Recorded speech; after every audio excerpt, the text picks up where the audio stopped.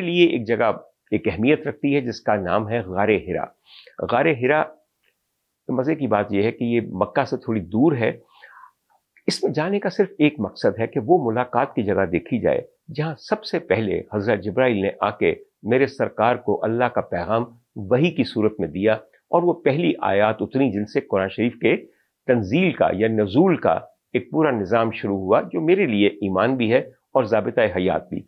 اب جب آپ جاتے ہیں اس طرف غار ہرا کی طرف, تو میں نے تقریباً جب پہلی دفعہ گیا تھا تو بہت پرانی بات ہے, تو وہاں پہ ایک صاحب چند اینٹیں تھوڑا سا سیمنٹ ایک لفافے میں لے کے بیٹھے ہوئے تھے, ہاتھ میں ان کے ایک رندا تھا, اور وہ آتے جاتے ہوں کہتے تھے میں سیڑھیاں بنا رہا ہوں اور آپ اس میں اپنا حصہ ڈالیں تاکہ جب اگلی دفعہ آپ آئیں تو آپ کو یوں پتھروں کے اوپر پھلانگتے ہوئے اور گرنے کے خدشے کو فیس کرتے ہوئے اوپر نہ جانا پڑے, بلکہ میری سیڑھیاں مکمل ہو جائیں غار ہرا تک. ختم ہو گئی بات. کچھ لوگوں نے انہیں رکھتے تھے تاکہ اور لوگوں کو انسینٹو ہو, اور وہ مختلف کرنسیوں میں پیسے جمع کرتے تھے. تقریباً 14 سال بعد میں ایک دفعہ پھر عمرے کے لیے گیا, تو میں دوبارہ غار ہرا گیا اور میں نے دیکھا تو شروع میں وہی صاحب بیٹھے ہوئے تھے. 14 سال بوڑھے ہو گئے تھے.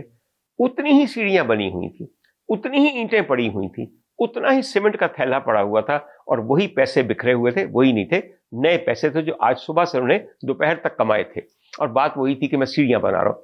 تو میں نے ان کو کہا بھائی صاحب میں 14 سال بعد آیا ہوں, 14 سال میں آپ ایک 14 سیڑھیاں نہیں بنا سکے؟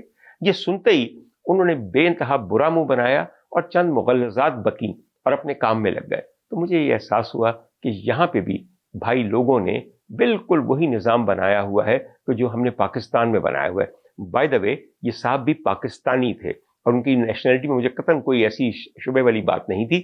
یہ کام وہاں صرف پاکستانی کر سکتے ہیں.